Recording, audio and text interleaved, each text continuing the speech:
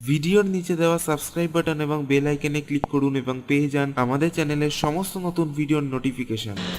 ঘুম আমাদের জীবনের একটা গুরুত্বপূর্ণ অংশ। মানুষ জীবনের 3 ভাগের 1 ভাগ কিংবা তার বেশি সময় ঘুমিয়েই কাটিয়ে দেয়। আমাদের মস্তিষ্কর কার্যক্ষম মানে ঠিকঠাক কাজ করার জন্য ঘুমের আর কোনো বিকল্প নেই। আবার অনেকেই ঘুমহীনতায় ভোগেন, মানে তাদের ঘুম আসে না কিংবা ঘুমাতে পারেন না, ফলে তারা নানা রকম সমস্যার সম্মুখীন হন। তবে যদি কোনো মানুষকে জোর করে দিনের পর দিন ঘুমাতে না দেওয়া হয়, তাহলে রাশিয়ার কিছু গবেষক এমনই করেছিলেন দ্বিতীয় বিশ্বযুদ্ধ চলাকালে, যা রাশিয়ান স্লিপ এক্সপেরিমেন্ট নামে পরিচিত। আজকের এই ভিডিওতে আমরা জানবো এই এক্সপেরিমেন্টের সম্পূর্ণ কাহিনী। তাহলে চলুন শুরু করি আজকের ভিডিও।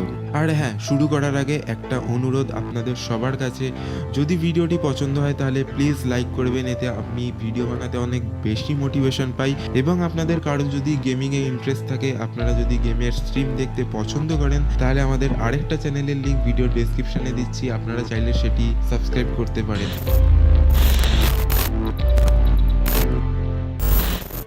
রাশিয়ান মিলিটারি ও গোয়েন্দা সংস্থা কেবি ঘুমহীন সৈন্য তৈরি করার চিন্তা করেছিলেন। তার সাইবেরিয়ার একটি সিক্রেট মিলিটারি ফ্যাসিলিটিতে এই গবেষণার ব্যবস্থা করেন। গবেষকরা একটি নতুন পরীক্ষামূলক গ্যাস আবিষ্কার করেন। এই গ্যাসের মাধ্যমে ঘুম নিধন সম্ভব। এদিকে গ্যাসটি পরীক্ষা করার জন্য সোভিয়েত কর্তৃপক্ষ 5 জন রাজনৈতিক বন্দীর সঙ্গে মিথ্যা চুক্তি করে। চুক্তি অনুযায়ী যদি এই 5 জন বন্দী গবেষণার সকল প্রকার সাহায্য করে 1 মাস না ঘুমিয়ে থাকেন, তাহলে তাদেরকে চিরতরে মুক্তি দেওয়া হবে। পরীক্ষাটি করার জন্য গবেষণাগারে একটি ঘর ঠিক করা হয়। ওই ঘরে বন্দীদের জন্য 30 দিনের শুকনো খাবার, পানীয়, সমস্ত রকম ব্যবস্থা করা হয়েছিল। তাছাড়া কক্ষের ভেতরে 6টি মাইক্রোফোন ও একটি ক্যামেরাও সেট করা হয়েছিল। এরপর সাবজেক্ট অর্থাৎ বন্দীদেরকে ওই ঘরে বন্দি করে গ্যাস অল্প অল্প করে প্রয়োগ করা হয়। কিন্তু কী ছিল পরিণাম?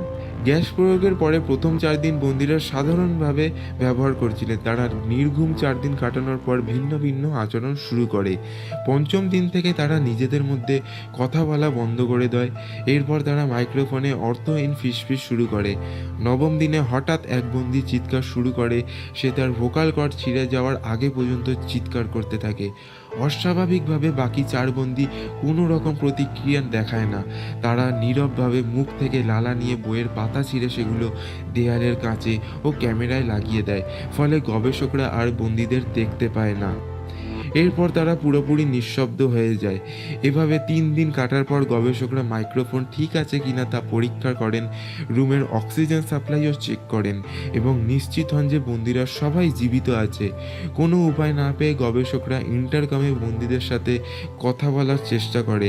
তারা বলেন ঘরে প্রবেশ করবেন এবং বন্দীরা যদি কোনো সমস্যা সৃষ্টি না করে তবে 1জন বন্দীকে মুক্তি দেওয়া হবে। এক বন্দী ভয়ানক স্বরে উত্তর দেন তারা মুক্তি চায় না। এরপর থেকে বন্দীরা আবার কথা বলা বন্ধ করে দেয়। শেষমেশ কোনো উপায় না পেয়ে 15তম দিনে গবেষকরা ঠিক করলেন তারা ঘরে প্রবেশ করবেন। এই জন্য তারা রাশিয়ান স্পেশাল ফোর্সকে তলব করলেন। রাশিয়ান স্পেশাল ফোর্স ঘরে প্রবেশের পূর্বে তারা ওই পরীক্ষামূলক গ্যাসের সাপ্লাই বন্ধ করে দিয়ে ঘরে সাধারণ বায়ু প্রবেশ করায়। এতে সকল বন্দী চিৎকার শুরু করে। তারা বারবার ওই গ্যাস পুনরায় চালুর জন্য অনুরোধ করতে থাকে। এই পরিস্থিতিতে রাশিয়ান সৈন্যরা ঘরে প্রবেশ করে বন্দীদের পরিস্থিতি দেখে ঘাবড়ে যায়। বন্দীদের শরীরের বিভিন্ন অংশ থেকে মাংস খুলে পড়েছিল, তাদের হাড়গোড় বেরিয়ে এসেছিল। 5 বন্দীদের মধ্যে 4জন জীবিত ছিল। জীবিত বন্দীরা গ্যাসের জন্য অনুরোধ করতে থাকে এবং ঘর থেকে বেরোতে অস্বীকৃতি জানায়। তাদেরকে ঘর থেকে বের করার জন্য চেষ্টা করার জন্য 2 সৈন্য প্রাণ হারায় এবং 1জন আহত হয়। বন্দীদের ঘর থেকে বের করার পর গবেষকরা ঘরে প্রবেশ করে রীতিমতো থমকে গেলেন। মজুদ খাবারের কিছুই বন্দীরা ধরেননি, বরং তারা নিজেদের শরীর থেকেই মাংস খাচ্ছিল। এছাড়াও মৃত বন্দীদের শরীরের বিভিন্ন অংশ জীবিতরা খেয়ে ফেলেছিল। গবেষকরা জীবিত বন্দীদের পরীক্ষার জন্য অ্যানেস্থেসিয়া প্রয়োগ করে অবশ করার চেষ্টা করলে বন্দীরা অস্বীকৃতি জানায়। জোর করে একজনকে অ্যানেস্থেসিয়া প্রয়োগ করলে তার হার্ট বন্ধ হয়ে যায়, সে মারা যায়। জীবিত 3 বন্দির পরীক্ষা করার জন্য এনেস্থেশিয়া ব্যবহার না করেই পরীক্ষা করা হয়। গবেষকরা পরীক্ষায় করে জানতে পারেন এই গ্যাসটিতে অতিমাত্রায় আসক্ত হওয়ার সম্ভাবনা আছে। তাছাড়া এই গ্যাসের প্রভাবে বন্দীদের সকল ব্যথাবোধ ও অন্যান্য আবেগ বিলুপ্ত হয়েছিল। গ্যাসটি তাদের শারীরিক শক্তিও বহুগুণ বাড়িয়ে দিয়েছিল। গ্যাসটির প্রভাব সম্ভাবনা দেখে রাশিয়ান জেনারেল এই পরীক্ষা চালিয়ে যেতে চেয়েছিলেন, কিন্তু গবেষকরা রাজি হননি।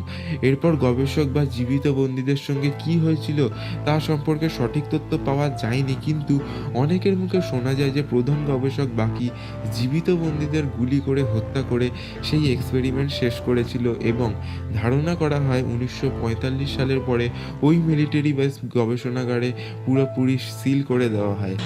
তাহলে বন্ধুরা, আজকের এই ভিডিওটি কেমন লাগলো অবশ্যই কমেন্ট করে জানাবেন। ভিডিওটি ভালো লাগলে লাইক করবেন এবং এই ধরনের ভিডিও আরও দেখতে হলে আমাদের চ্যানেলটি সাবস্ক্রাইব করবেন। এবং আপনারা যদি গেমিংয়ে ইন্টারেস্ট থাকেন তাহলে আমার আরেকটি চ্যানেল, যেটা লিঙ্ক ভিডিও ডেসক্রিপশনে দেওয়া রয়েছে, সেটাতে আপনারা সাবস্ক্রাইব করতে পারেন। তো ব্যাস, আজকের ভিডিওতে এই পর্যন্তই। দেখা হচ্ছে আপনাদের সাথে পরের উইকে। বাই বন্ধুরা।